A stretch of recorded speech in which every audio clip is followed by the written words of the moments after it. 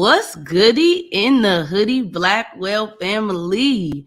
I'm your host, Wellness Liss, and welcome back to the Blackwell Box podcast, where we heal through real conversations with real people, talking all things minority mental health.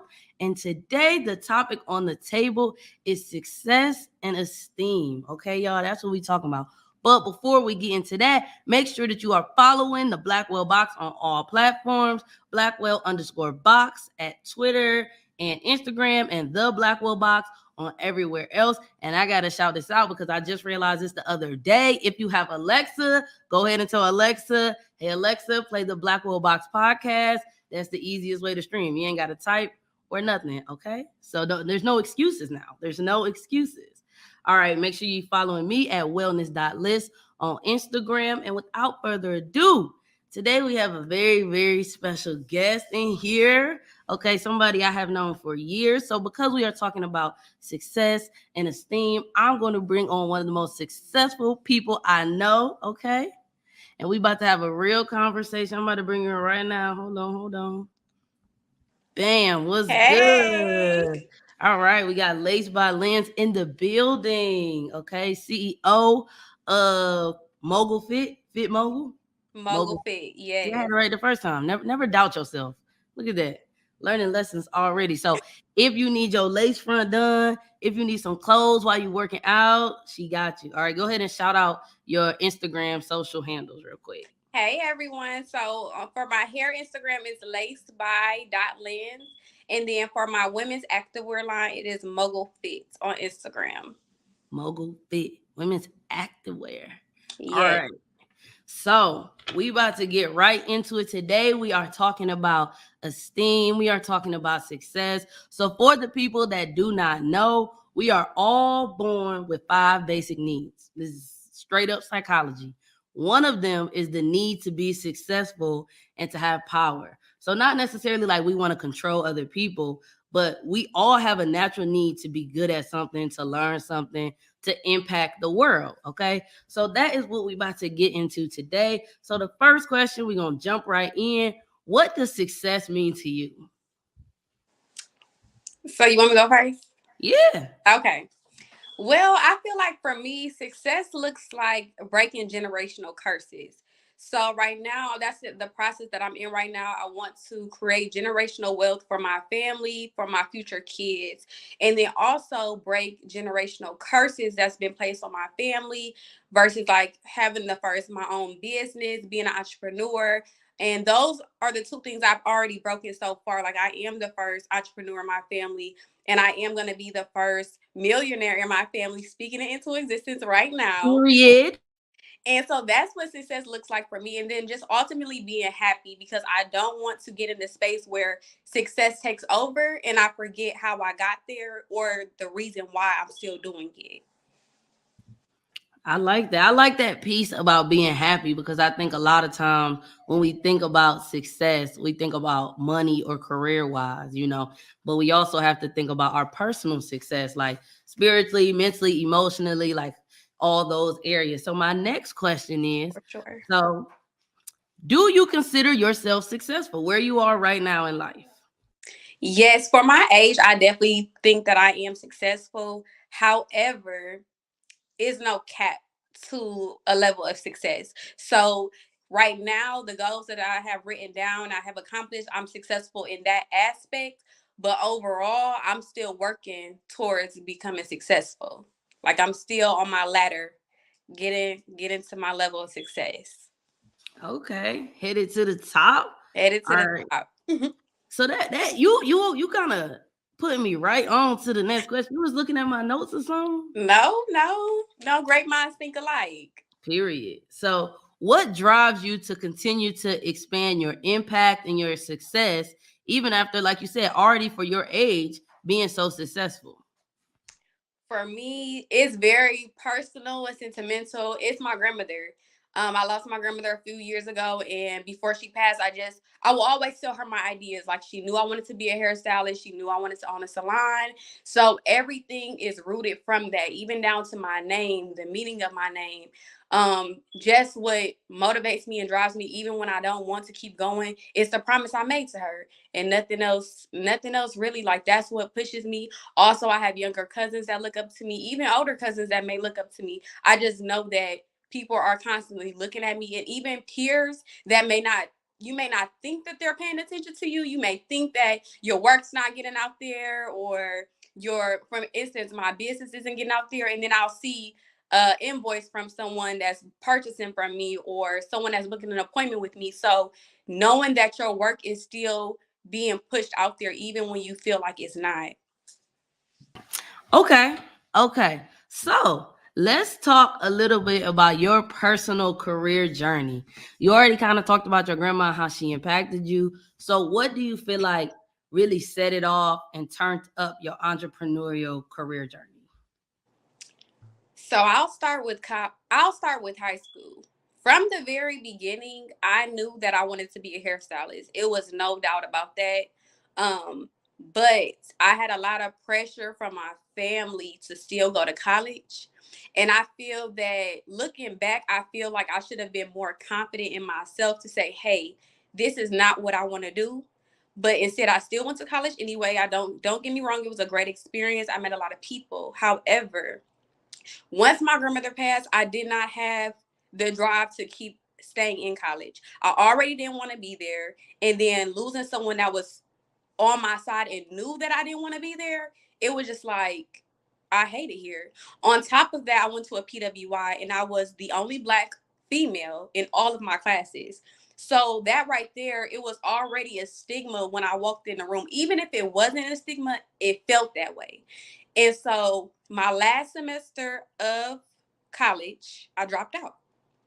And a lot of people do not know that, because I still walked. So the program, the journey I was on was for me to still walk, and I will finish the last two classes in the summertime. So I walked, graduated, said a speech at the graduation. Not a speech. Yes, a speech. And I was like, I was at work, I was working some job, and I was like, I don't want to do this anymore. I called my mother on the phone. I said, I'm coming back to Cleveland. I'm coming to move back in, and I'm going to be a hairstylist. And that day, I quit my job. The following week, I broke my lease, and I came back home to Cleveland. Once I got to Cleveland, I was very nervous about becoming a hairstylist. I had already left Cleveland for 4 years. I told myself I would never move back here. And then just to see the same peers who graduated with their cosmetology license the same time as me, and how successful it seemed that they were, I was like, what am I going to do? Like, I did not think that I was going to be successful at all. But I kept going. I kept going to the shop. I would literally go to the shop like I was working a 9 to 5. I would sit up there. I would watch how people did their hair. I would watch the customer service. I would literally just watch. If I didn't know how to do something, I asked and figured it out. So then I moved into my own suite. I started building my own clientele. I moved into my suite, and I was still working another job, but no one really knew that. It got to the point where my clientele was building up so much, I was starting to become late to either my job or late to my clients. And I'm like, for me, customer service is everything. So I quit my job. As soon as I quit my job, the pandemic hit. And I was like, what am I going to do? I just signed this lease to a lease to a salon, and I just didn't really know what I was going to do, but I just kept going and going and going. And now it's to the point where I not only service a lot of clients, 90% of my clients are returning clients. I'm in the process of opening my own salon suites, where I'll be able to have 6 other stylists that are in the cosmetology or barber industry or esthetician industry come rent a space from me and work. And then also, I own Mogul Fit. So that's when I knew, because I was unhappy. And I had to realize that I will only be happy doing something that I want to do. And someone very close to me by the name of Shanita, she told me, like, you will only be happy and successful when you stop living for others and living for yourself. And she tells me that all the time. And that is something that has stuck with me, and it just motivates me to know that I have to be happy in everything I do in my life, or I am not going to be successful. So there's that long story, but So thank you for sharing your journey with us. And I feel like a point that you made that was really significant is the point where you saying, I wasn't sure. I really didn't have no clue, but I knew that what I really wanted to do, I had to just step out on faith and make it happen. And like you said, that point of where you not caring about what other people think, not caring about what other people doing, and just kind of get in your own zone and studying.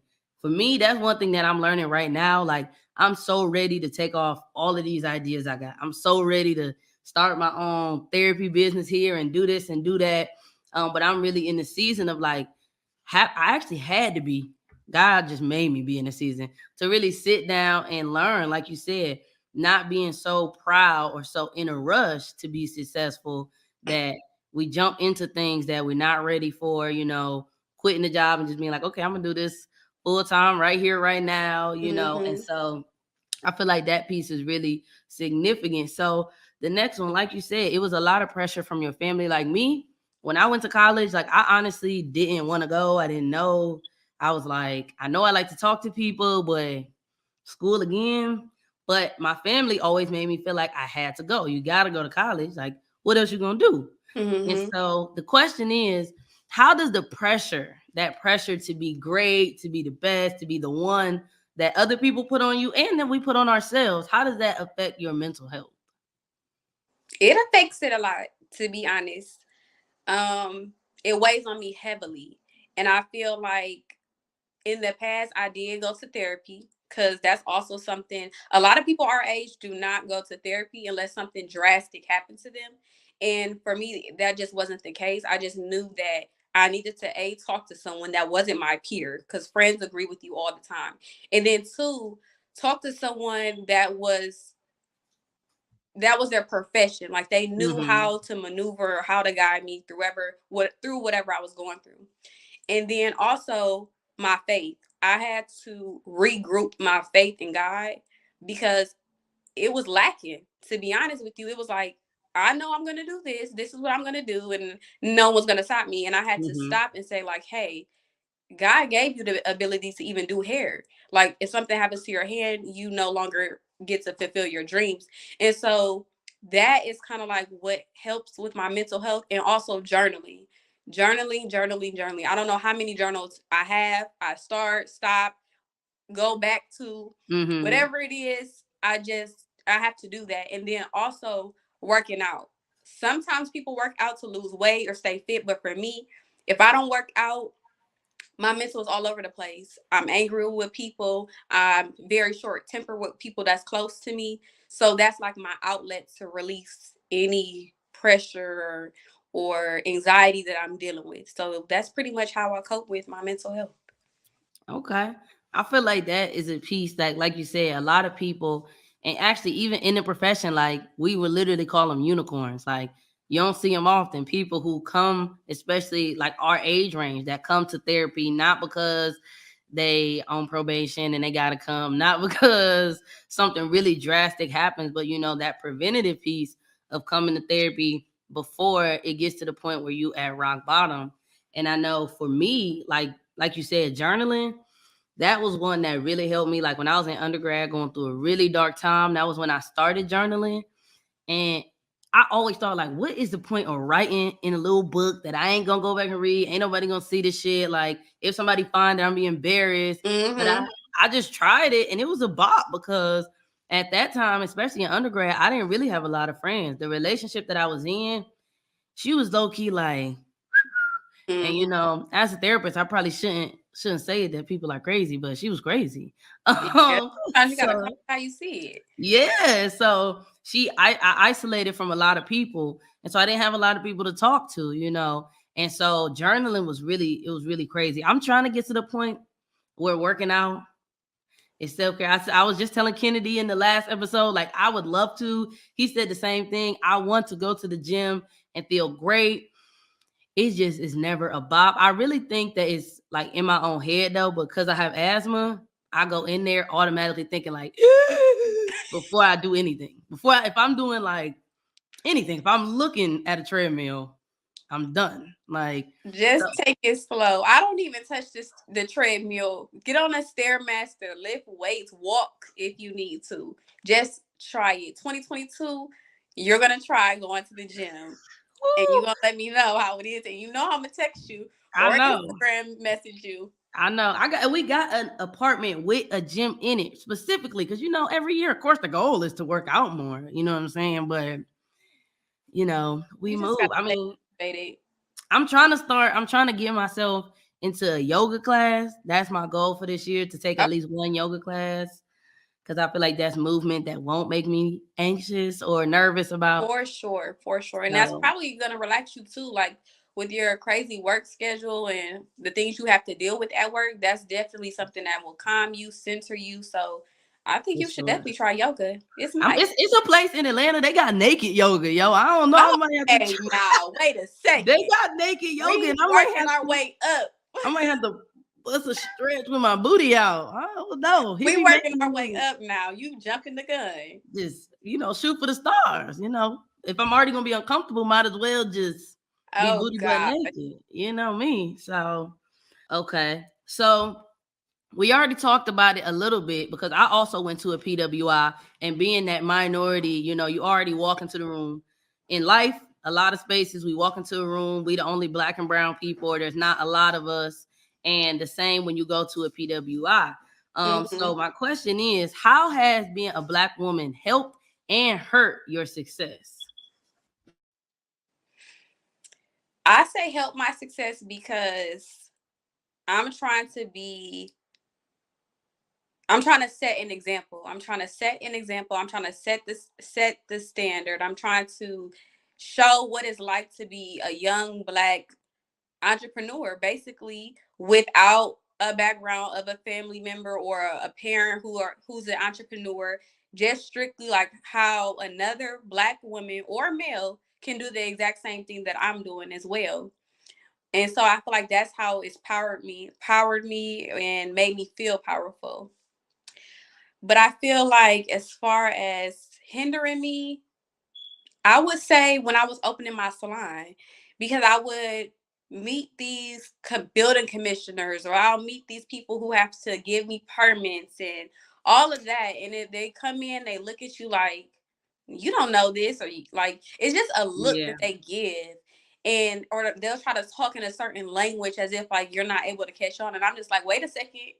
I went to college too. So the same way you're trying to talk to me, the same professional voice that you're trying to put on, I could put it on too. See, hi, how are you? My name is Lindsay. Yes, I'm the owner. Right. And it's just like you just have to let people know, like, just because one, you're black, and also two, that you're young, that you're not dumb. You are just as educated as anyone else, and it doesn't take much knowledge to be able to hold an educated conversation with someone. And you have to be confident when you go into a room like that, and you also have to be confident when you speak, because it's power in speech, and it's Mm-hmm. power in anything that you say. So if you say something with confidence, even if you leave a room like, "Ooh, I don't even know if that was right," in that moment, you probably can make somebody believe that you know that it's right. So I think that's how I would answer that question. Okay, so moving on, we already started talking a little bit about blackness. So if y'all don't know, Lindsay is actually, she's not in the best D9 sorority, but she is. She is in Alpha Kappa Alpha Sorority Incorporated. So my question is, do you feel that being in a D9 sorority contributed to your success or your mindset? And if so, how so? Yes, for sure. I would say it helped me, one, to be able to express myself. I was very shy and timid and kind of like reserved. And for the outside looking in, they would think like, oh, she has an attitude. Oh, she's not approachable. But really, it was just like, I'm dealing with a lot of stuff going on right now, big or small, and I just don't feel comfortable talking to you about it. Right. And so, becoming in my sorority and being a member and just growing into that sisterhood, it really helped me open up and be like, hey, you can rely on people, you can trust people, and you can put you're all into something without thinking someone has malicious intent, gonna hurt you, use you, or any sort of way of that nature. But it's also pushed me to uphold a certain level of self-respect and dignity for myself and how I treat others and how I maneuver within the community. Because at the end of the day, whether my three letters are showing or not, I know that I am a part of Alpha Kappa Alpha Sorority Incorporated, and I know how I should be upholding myself as an alpha woman. And so that's kind of how it has helped me mold me, shape me. So it has definitely been a great experience, a lifelong journey that I'm on. And I'm just happy to be a part of Kappa chapter. And that's just period. Shout out to all D9 members. But if you're a soror, you should follow me on Instagram. You should. You should. All right. And if you're not a soror, you should still follow her on Instagram. How about Exactly. Even that? if you're not a soror, you should How still about that? follow me on Instagram. Because you probably want to be a soror. So, Okay. ooh. GBIs, you never know. Yeah, I feel like that was one where, like, honestly, joining D9 at first, I really didn't think that it would change my mindset or how I'll be able to be successful. I always thought that like those women got accepted because they were successful, because they already Mm-hmm. had this amazing mindset and they just knew how to express themselves. And that is the case for some. But I didn't realize that, like, in the process and through becoming a member and representing something bigger than yourself, and that also adding to your esteem, adding to, your importance and your ability to impact, the people around you. I really didn't realize before I joined, that it was going to have that great of an impact on me. You know what I'm saying? So even still to this day, when I get down, if I'm carrying groceries and they too heavy, I'm about to start reciting some lit or something Ooh, because start I'm, reciting Invictus if you know what yeah, I mean. that's the one. I'm like, ooh, these groceries, I ain't about to get taken out by no Kroger bags. Okay. Wait, I done been through worse. yes, I'll be like, wait a Um, minute. but yeah, definitely piggybacking off of what you said, it definitely helps motivate you and change your mindset. And for me, like my aunt, she's a Zeta, but like she's not an active member. So Mhm. Greek life was not talked about, really wasn't discussed when I was growing up or even when I was in college until after I crossed. And so that's something else I'm going to be adding with my legacy. And even if I had a son, I still want to instill those qualities and that knowledge in them, even if they don't choose to become a part of D9, because it's not for everyone. I still want them to know the history, the importance of being a part of such a great organization, no matter which one you choose. Well, my daughter doesn't have an option, but my son, whichever one he chooses to be a part of. Yeah, your daughter don't have an option. She got to be Sigma Gamma Rho. She got to make up for what you didn't do. She got to right your wrong, and Oh no. I will write her letter myself. You know what I'm saying? We'll fix it for Woo. your legacy get too tainted. Okay. She'll be a legacy for sure, but she'll still have to get it out the mud on her own. And that's the fact. For sure. Okay, so since you already kind of started talking about mindset and things like that, how do you approach situations and challenges with a positive mindset, even when it's a little difficult?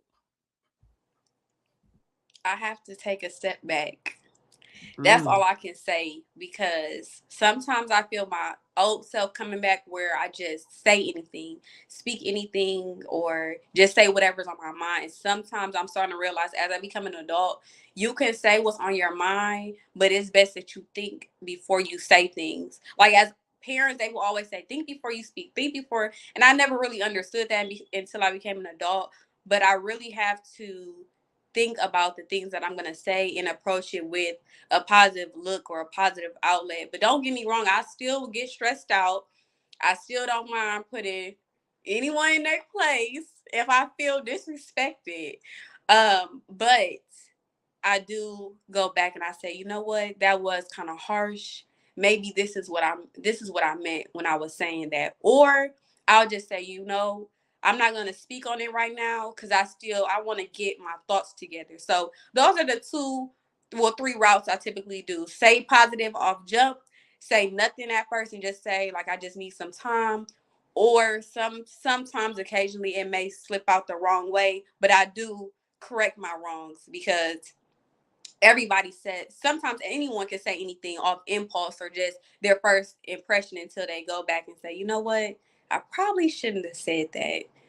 And that's a trait from my mom for sure. That's Monique right there. Yeah. So, and for y'all that don't know, I've known Lindsay since like fifth grade. So I Okay. remember Nuck If You Buck Lindsay. And actually, even to your point before, you saying like people watching you or noticing things about you, whether they say it or not. Like when I was like elementary, Alyssa, believe it or not, I was quiet. I was scared to talk. And I remember seeing girls like Lindsay and even Alicia and being like, oh my God, they just walk in the room like they own that shit. Like, what is that?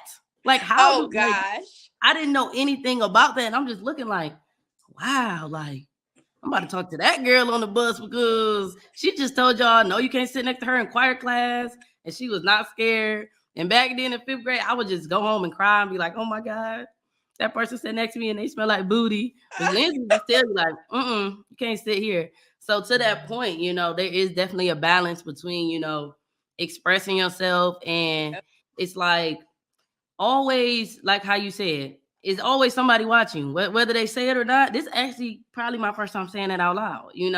And so whether you know it or not, it's definitely somebody always watching. So it's important to be mindful, still be yourself, but be mindful of what you do and how you speak. Because I know that's one thing, how I'm able to approach situations with a positive mindset is I do not go anywhere until I'm ready. If I'm not ready to have that conversation, I'm not.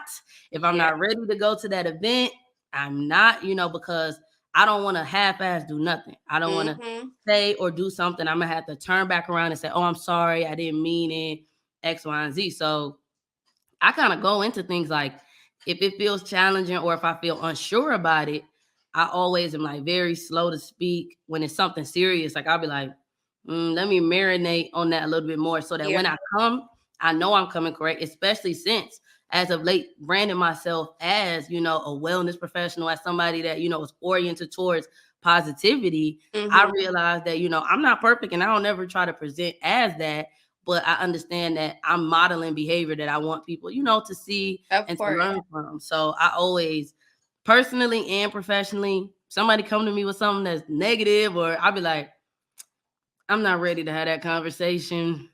You're gonna have to catch me later. So I don't want to cuss you out. I don't want, because now I done found my voice. Okay.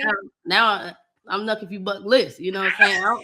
I don't want to have to go there. You know what I'm saying? I learned my voice. Okay, as The Rock always does. So yes, I'd be like, you know what?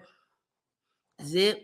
Let me think about it. And that's a big thing that I always try to teach people in therapy is that a lot of times when we are emotionally charged or something happened that is difficult or frustrating to us, we often go from 0 to 100. So we go straight from that activity, from whatever that thing is, like, okay, somebody disrespecting me, or I got told no for this space that I wanted to be in. And our brain automatically jumps to a response.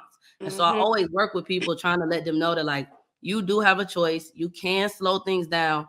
And that space between the action that was difficult and your reaction that may or may not be positive, taking that space will increase your likelihood of having the reaction that you want or that's going to get you to where you want. So I think a lot of times, it's like literally like scientifically proven the emotional part of our brain and the cognitive, the thinking part of our brain, they don't work together. They cannot work at the same time.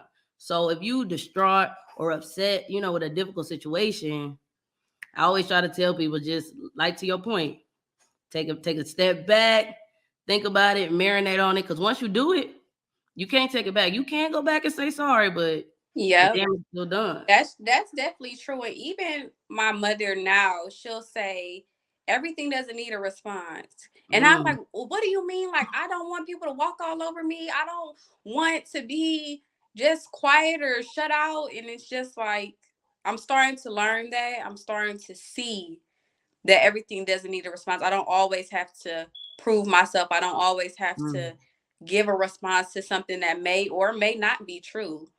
And just roll with it. Just honestly roll with it. That's definitely important because it will affect your energy. Like I said, I always say nothing's good, nothing's bad. It's what you make of it. It's how you flip it. is what you give that energy and that intention to is gonna grow. So something could be discouraging or annoying or X, Y, and Z. And if you orient your body towards it and react, now that's taking up your whole brain capacity, your mood, your energy. If you look Yeah. away from it, and focus on something that is directly building you up, that you can crystal clear, I know this is gonna get me where I want to go. Put your energy there, then you'll always come out on top. Yeah. So there is a quote that I keep hearing online, and Mm. it's that I don't chase, I attract. Okay.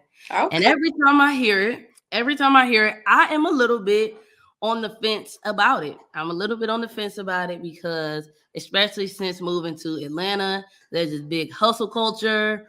And, there's also this concept of like not forcing things, not, giving yourself time to breathe and believing in alignment and intention and all of those things. So sometimes I struggle with that quote as far as where's the balance, between forcing stuff and attracting stuff or working towards the things that we want. So my question is, how do you balance chasing your dreams and not like forcing them to happen when and how you want them? Being how do you chase your dreams? No, not forcing them. I would say timing. Timing is how I find a balance. So I very well could have opened a hair salon a long time ago, whether I had all the funds to do so or not. But it would have been a epic fail. Let's just say that. And then also, I was supposed to move to Dallas my first year moving back to Cleveland. I was like, okay, I'm only giving myself 1 year and I'm moving. But then I went out there and it just didn't plan out that way. And I'm like, okay, I know I want to move to Dallas eventually, but maybe I need to stay here another year to figure things out. And also for in my life, I feel like when I'm getting ready to jump the gun and do something, something drastic will happen and then it'll automatically deter my decision. And then months down the line, I'll look back and I say, I'm glad that that did happen to me because it would have put me in a very messed up situation, I would say. Um, but I do still, I'm working on controlling the things that I can and being comfortable with knowing the things that I can't change.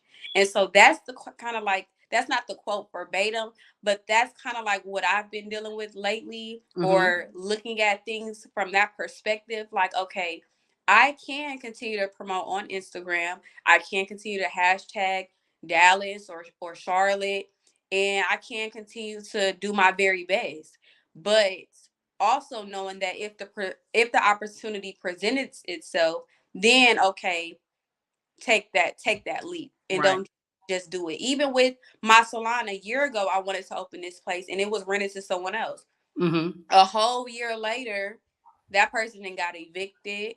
The space is now available, and that was just the perfect timing for me. And I knew that now I'm more knowledgeable in the business aspect.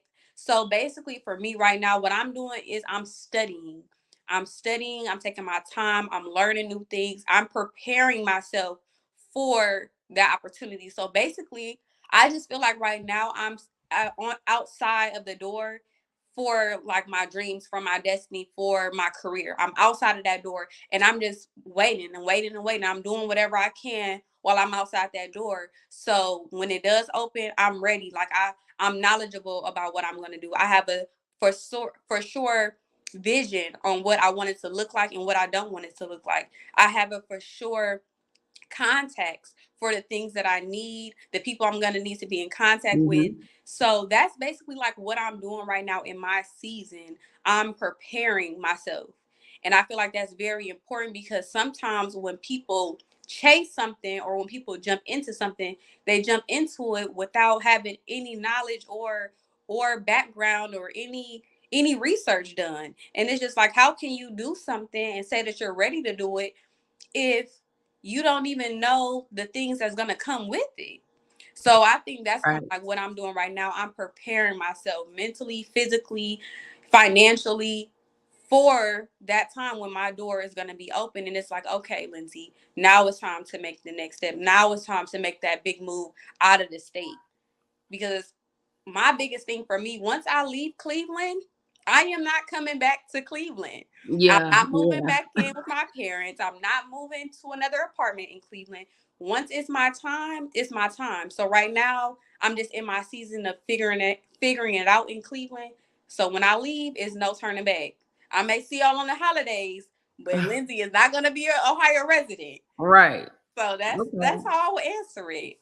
That made me think of the quote. It said like success is where preparation meets opportunity. And Exactly. and a lot of times I think it's so easy to me it's forcing something when it's not hitting and when it's not time, because of course there's always going to be, you're going to have to work for stuff and things are not necessarily always going to come easy, but when you have that opportunity meets that preparation, you are a lot more confident in, well, I know this is just a struggle because I've done all the things to really Mm-hmm. make this happen. Mm-hmm. And to your original point of, one of the things that I know that really helps me, whether I'm mad, frustrated, sad, trying to figure out the balance, is the serenity prayer. I have it tattooed. I always say it until I can't say it no more. That's it. God grant me the serenity to accept the things that I cannot change, the courage to change the things I can, and the wisdom Wisdom to to know know the the difference. difference between the two. And I will literally just say that and say that until I feel calm. And then I will tell myself, like, okay, I cannot change that this happened. I can change that this happened. And I know that that's a fact. I've thought Yep. about it. I've sat in it and affirmed myself in it. And then for me, I feel like the piece that helped me really take off with that quote and with any quote and with any information, poem, whatever that you may have in your Rolodex is being able to relate it to yourself. So you Mm-hmm. can say that to you blue in the face, but being able to say, well, I can't help that I had this technical difficulty with my microphone or something. I Right. can control if I say, I'm never doing this again. I hate microphones. I'm out of here. Exactly. And Exactly. I've said enough to have wisdom to say, like, that might be an extreme response. So this is the way I'm going to go, you know? Yep. And so that piece, I feel like, of just even back to your original point back before saying, taking that space to like sit down and doing things like journaling or just speaking to yourself to reflect so that you know that you know that you know that you're not jumping the gun, that you're not Mm-hmm. forcing things, that you're not setting yourself up for failure. Yep. Because like you said, had you done that or made that move before you were ready, before it was your time, what's for you is for you for sure. That's For sure. 110%. But we also can't add curves and lefts and rights and obstacles to Mm-hmm. ourselves on top of the obstacles that's already bound to happen, because our eyes is bigger than our stomach and we Yep. want something that we're not ready for to have. Exactly. So that kind of brought me to another question.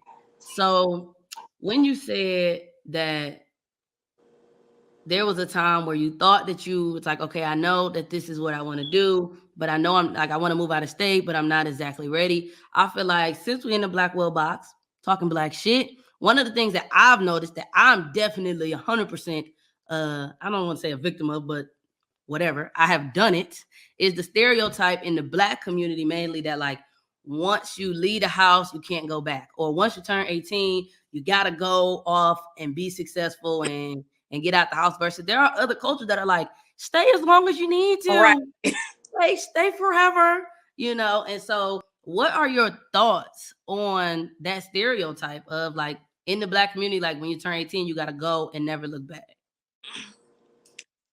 Well, I would say my thoughts, I'll just go based off my mom. So Mm-hmm. my mom really wasn't that type to say, okay, at 16, you have to do this. At 18, you have to move out. She really wasn't like that. However, she always said idle time is trouble time. So Mm. I was working a job literally at like 14 years old, if not 13. Like the check Yeah. was not even going to my name because I wasn't even supposed to be working yet. And so I developed the work ethic young. So when I did get 18, I was eager to like, okay, I'm about to go to college. I'm about to move out. Like I didn't even want to stay on campus. I never stayed on campus in a dorm while I was in college. I stayed in an apartment. Mm-hmm. And I feel like with my parents, both my mom and dad, they don't mind if we did have to stay home longer. It's just like you need to have a plan. You can't Right. just be in here milking up all the benefits of not paying bills, not having responsibilities. Like you need to have a plan. If you're gonna stay here, you need to have a plan. That's just always what my mom has instilled in me, having a plan A, a B, and sometimes she even made me have a C. Um, but yeah, that was my plan. And my mom is very like structured, business oriented. So even when I moved back home in Indy, even though I said like I'm coming back home, it was like, okay, wait, you're more than welcome to come back home, but how long do you think you're Mm, here? yeah. What are you going to be doing while you're here? And what is that timeline going to look like? And when I say she's structured, like I literally have to write this down on paper I and be know like, that's here we right. go. This is what I'm going to be doing. And sometimes I feel like that's like harsh reality, but in the end it helps me because it makes me not complacent, it makes me not lazy, it makes me not relying on someone. So for sure, if I ever fell short or fell flat, I'm like the doors are always open for me to move back home, but I'm just in that mindset of I don't want to move back home. Why? I should be working and building my wealth and my legacy so y'all can retire and move with me. So that's like the mindset that I have, but I That's don't agree with beautiful. that 18 you have to get out, but you definitely need a plan. Yeah. Okay. I said that's beautiful because when I get rich, I'm not retiring nan nobody but me. Okay. See, I'm the thing, the trick is my mom gonna retire from her job, but I'm gonna put her on payroll for Mogul Fit and Mogul I Suite. see. So that's Plot the twist. trick right there. Plot twist. Retired. Got you. Retire. Right. Okay. So do you feel like having that option? Because I know for me, like when I turned 18, it was peace out, Girl Scout. I wanted to leave as well. I was working young age too. You know, I was ready to leave because I saw that hustle in my parents. And that's what made me be like, I always want to do that. I don't want to have to ask anybody for Mm-hmm. anything. It wasn't even at that time about being the best or the best version of myself or getting to the bag, even. It was just like, I want to be able to buy myself as many hot fries as I want and not have to ask nobody. Okay. Like, and so I was on that same way. But when I turned 18, my mom was like when my younger sister Shayla, when she graduated, my mom moved into a 1 bedroom. Like, so they would like, Oh, you don't gotta even try go. it. Like, don't even try it. You know, you're done. And so, how do you feel like that helped or contributed to your success or your security having that option? I feel like because I'm not relying on the option, I feel like sometimes I do put more the amount of pressure that someone who gets kicked out at 18 have is the amount of pressure I put on myself. So Mm, even though I know that the door is open, I'm like, can't go back home, can't go back home. I'm gonna figure it out. I'm gonna do this, I'm gonna do that. I'll work 2 jobs if I have to. Knowing that I don't even have to do that, I really don't know where that mindset came from. I don't know where that drive came from. I have no idea why I think the way I think or why I think like I'm all alone.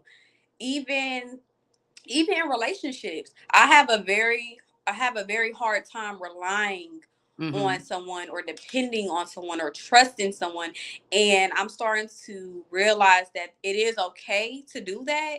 um but yeah, I think like that's just what makes me go out here and get it because I have the mindset of that I need to do that. So I really don't know because I'm not staying at home with my parents and going to work and not working a job. And I Right. definitely feel like being online is also what pushed and motivated me because of course we are a non-haze organization, but there were times in college where my lights was turned off. Mm-hmm. I was coming home, I was taking showers in the dark, or I had to eat the same meals or share a burger and fries with my line sisters. So that experience put me in a mindset of you can always figure it out.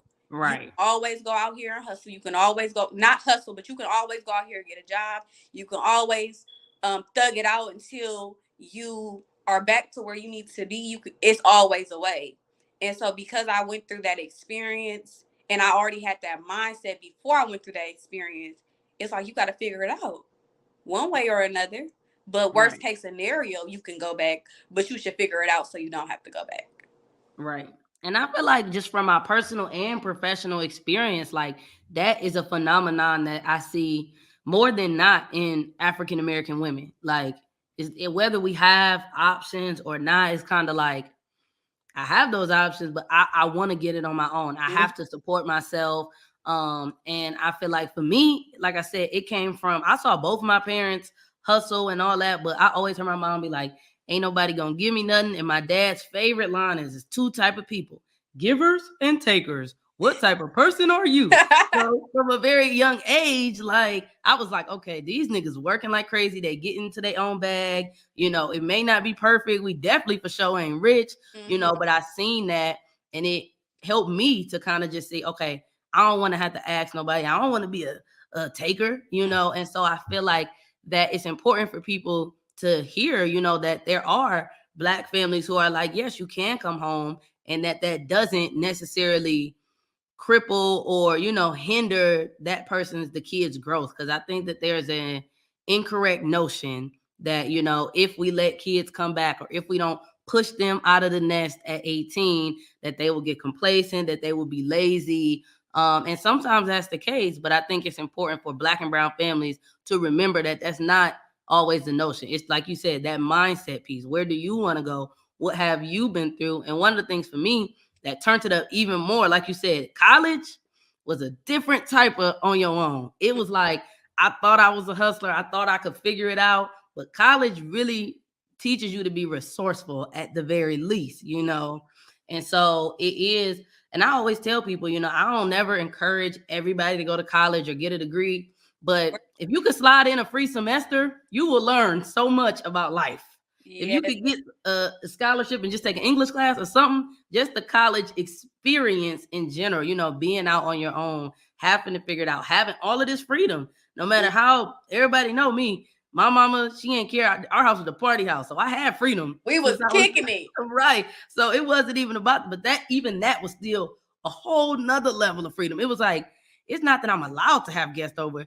They definitely over here. This is my crib, girl. Go ahead and take your shoes off. You know what I'm saying? We ain't got nothing in the fridge. You should have brought your own, but we got some Patron, but we ain't got no juice. But To the I also wanted to touch on this one part really quick. I mm-hmm. feel like Black and brown people also may fear moving back in with their parents or relying on people, because you have those people out there that are like, oh yes, I'll help you, or no, I don't mind doing this for you, or no, I don't mind doing that for you. But the second you don't do something that they want you to do, or when they want you to do something, or you don't do something how they think you should, it's like, Mm-hmm. I did that for you, I help you do this, I help you get that, I help you do that.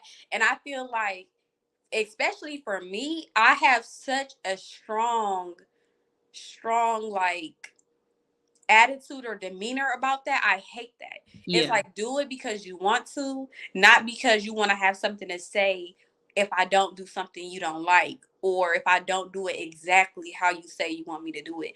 And I struggle with that. And I think that's my main fear as to why I don't like asking for help, because I don't want anyone to ever hold that over me. Like, okay, you gave me a resource. Okay. You Yeah. offered your help at that time. And so that's my biggest thing. I hate. I don't like saying hate to so many things, but I hate when people do that, because it's just like, for what? Was it Right. genuine or was it not? Right. That's definitely a thing that drives me. I always be telling people like, yo, I ain't even asked my parents for shit when I was 12. What make you think that I'm gonna ask you for something? Okay. Because when you do, and I just recently had a situation and I was just telling a friend, I asked her for a favor and it kind of went left a little bit. And I told her, I said, we talked through it and everything was able to be okay. But I said, honestly, this is a prime example of why I never ask for help. Because when I do, I feel like it's always easier to kind of just bite the bullet, be in a little struggle period and figure it out on your own, so Yep. that one, your self-esteem, you could say, I did that. Hold on. I figured that out. That's always a great learning experience, to figure out how to do something and be able to reflect and give yourself a pat on the back. And For then also you don't have to have, like you said, you don't have to have the stress of somebody circling back saying like, remember I did that. you owe me a solid, or you Mm-hmm. should have did it this way. It was only supposed to be this long, So I think that that's definitely something. And I don't know. I really don't have a lot of non-black and brown friends. I don't have a lot of non-black and brown clients. Mm-hmm. Whenever I do start, like I said, when I got an influx of white clients in DC, I was like, oh no. I came to Atlanta and started working for a black-owned agency because I was like, y'all problems different. I'm not trying to disregard you or nothing, Mm-hmm. but Black Lives Matter, okay? So Okay. I can't talk to you about this shit, okay? So I feel like it's definitely, I'm not sure if that happens in other cultures, but I know for sure, like the back of my hand, that in the black community, at the very least, you can do something for somebody, or somebody can do something for you. And it's always that thought in the back of your head, like when you say yes, like, okay, you accept that help. There's always a thought in the back of your head, like, will this come around and bite me in the butt? Yep. Mm-hmm. Okay. So my next question, got a couple more. Is it better to be loved or respected by people? Ooh. I'm gonna say respected. And I say respected because someone can love you all day. You can tell a stranger that you love them.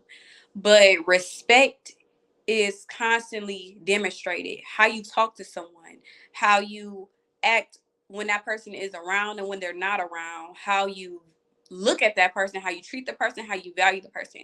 All of those five things ties into respect. And I feel like love should then grow after that. Well, if we're speaking relationship wise, love should grow after that. But if you just speaking just in general, everyone needs to be treated with respect. That's like one of the main things you learn in school. Like, treat others how you want to be treated. That's respect right there. You're not taught you should love everybody. And so that's what I would want to be respected on a very high level versus someone saying that they love me. Because the ones who say that they love you, they can still hurt you. People can still disrespect you. And then what do they say? Oh, but I still love you? No. You should have respect for me from the very beginning, middle, and end. So, Right. yeah, I would want to be respected. Love Okay. can come later. And this is when I feel like I see a lot with like young adults like our age and their parents. I've had a lot of like an influx recently of DMs, people like, yo, I have a question. Like, am I tripping? How do I approach this? Because I'm grown and my parent doesn't realize that I'm grown. Mm-hmm. They love me all day long and they're trying to love on me and love me in a way that's not respectful, that's not respecting what I'm choosing to do or how I'm choosing to move as an adult. And so I think that that's definitely very important. I know me personally, I've fell out with my dad before because I know he loved me, but it was a time where he just disrespected me. And I was like, no, buddy. And that was when I was really at the peak of my self-love journey. And I was like, anybody that don't respect me is out of here. They're Mm-hmm. done for. They're on the block list. And so that piece of being respected is very important when we think about success and esteem. Like I said, we all have a natural desire to be respected, to feel important, to impact the people around us, to achieve things and be recognized for those things. So it's never nothing when people say like, I don't care what people think, I don't need the accolades. Like we all need it to some Exactly. extent. And We all so do. it's right. And so it's important that when it comes, that it, to me, that's where it hits as for real, for real. I really appreciate it when it comes, like you said, with that respect people, because people, haters love you. They love you so much they don't know what to do with themselves that they Okay. just trolling you. Okay. Yeah. You Okay. will So always be the topic of discussion with the hater. period. Okay. And even if I feel like in life, I don't know how many haters I got, but now that I became a hot girl, I, I feel like I have a million. I feel like I have a million haters. Megan Thee Stallion just makes me feel like these niggas talking shit. I'm that bitch. Period. Hot Period. girl summer all year long. Okay. All right. So my next question is, we kind of talked about it a little bit. We dabbled a little bit, but do you think there is a connection between your self-esteem and esteem and recognition from other people? Do you think that they play off each other or anything like that? I feel like they play off each other in relationships, Okay. family relation. I'm not just talking about a relationship with you, Dating, right. but like even family relationships. I feel like it's needed for whoever's an important person in your life or important people in your life to motivate you, to build you up, to constantly encourage you, or even tell you like, you look nice today, you look beautiful, you are the bomb. Like, it's important for that, because if you lack that at home growing up, Mm, when you go out into the world, when you start dating or even just having colleague relationships, you sometimes are unsure of yourself. And then that ties into me with self-esteem. Like, I should be told that I'm doing a good job, and it shouldn't come with a but at the end. It should just be just that. And I feel like if we're being raw and transparent, that's something that like me and my mom kind of like struggled with when I was growing up. It's like, you're doing good, but I think you should do this a little bit more. I think you should be doing that, or I think this or that. And sometimes it's hard not to take it personally, because it's like, well, that is my mom. But it's kind of just like, I just don't want the but at the end. Just tell me I'm doing a good job. Tell me you're proud of me, and just leave it at that. And that's how my grandmother was. She never had a but at the end. I never could do any wrong, or when I did do wrong, it was a conversation. It wasn't like mm. tearing me down or discouraging me or making me feel like complete shit. It just was like, maybe you should do this next time. So I think it's very important. But when it comes to the outside world, people that don't matter, you don't need them to give you self esteem. And also, I feel like now social media really, really plays a big Yeah. part in self esteem. Even with myself, I'll get on social media and I'm like, oh my God, that's body goals, or that's career goals, or that's house goals, or I want to dress like that. And I had to really be like, okay, wait, you need to stop comparing yourself. You are your own body goals, you're your own success goals. This is your life, this is your story, this is your testimony. And so that's what I think. Like, you should have your own self-esteem when you go out into the world, but the people in your life should add value to that. Oh, listen, you booking or you looking? I can't wait to say that. I Not you gotta using like, my wording. I I like it. I like it. So thank you so much for coming to the Blackwell Box and sharing your Absolutely. experience, sharing your wisdom, and giving your encouragement to the people. We are a family here, so we love to learn and grow. As always, you already know, y'all, we are here to heal together through real conversations with real people. So before we go, we got to make sure that everybody get their shout outs. Make sure you following the Blackwell Box on all platforms, Blackwell_box on Twitter and on Instagram, and the Blackwell Box on everything else. If you got an Alexa at your house, make sure you stream that thing on Alexa, because that's the easiest way. If not, we on Spotify, iHeart, we are on Anchor, and we are on Amazon Music, and we are on Google Podcast. You know what? Just Google us. We pretty much on everything. Google, y'all. Google me, baby. Google me, baby. And make sure you follow wellness.liss on Instagram. Make sure you following lace by lens on Instagram, and mogul fit. Is it hashtag? I mean, is it underscore or something? It's just mogul.fit on Instagram. And if you're like a barber, hairstylist, or esthetician, make sure y'all follow Mogul Salon Suites. That's coming soon. Okay, mogul. See, look at, we got some serial entrepreneurs in the building giving y'all tips on how to be successful, how to do it out here being Black. So again, make sure you guys come back next Wednesday. We are here. We're gonna be here every Wellness Wednesday at 6:30 Eastern time. If you're not on the East Coast, you're gonna have to look up the conversion, because I don't know it. But thank you so much for being with us. And guys, make sure you, as always, stay Black, stay blessed, stay beautiful, and most importantly, make sure that you stay well.